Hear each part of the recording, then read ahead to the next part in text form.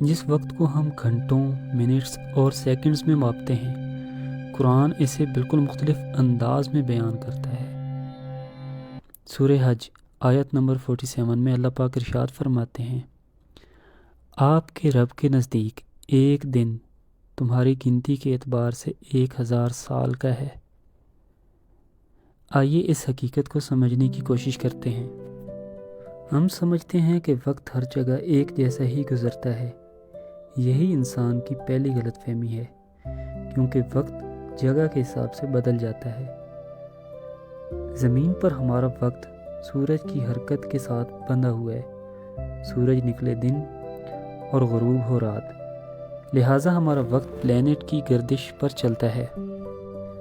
لیکن جیسے ہی آپ زمین سے نکلتے ہیں، چاند پر، مریخ پر یا کسی اور سیارے پر، وقت فوراً بدل جاتا ہے۔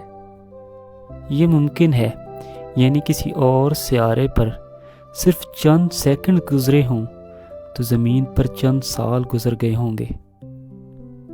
یہ کیسے ممکن ہے؟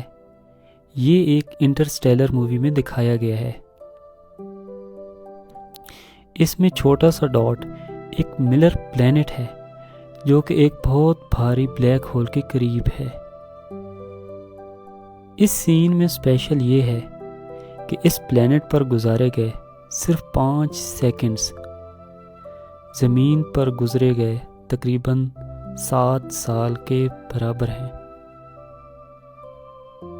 آخر یہ سب کچھ کیسے ممکن ہے؟ آئیے سائنس کی مدد سے کوشش کرتے ہیں سمجھنے کی۔ آئنسٹائن کی جنرل تھیوری آف ریلیٹیوٹی کے مطابق وقت کو 2 چیزیں کم یا زیادہ کر سکتی ہیں۔ ایک ہے گریوٹی، یعنی جتنا بھاری پلینٹ ہوگا، وقت کی رفتار اس پلینٹ پر سلو پڑ جائے گی۔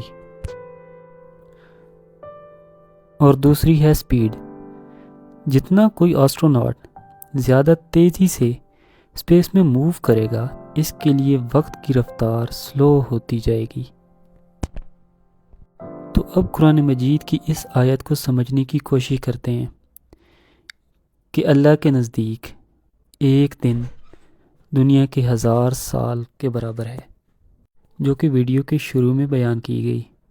تو آج جب سائنس ثابت کر چکی ہے کہ وقت کم یا زیادہ ہو سکتا ہے، تو اللہ کی اتنی بڑی کائنات میں شاید کوئی ایسی جگہ ضرور ہوگی جہاں ایک دن زمین کے 1000 سال کے برابر ہوگا۔ یعنی وہ پلینٹ یا وہ جگہ اتنی میسو ہوگی کہ جہاں گزارا گیا ایک دن زمین پر گزارے گئے 1000 سال کے برابر ہوگا۔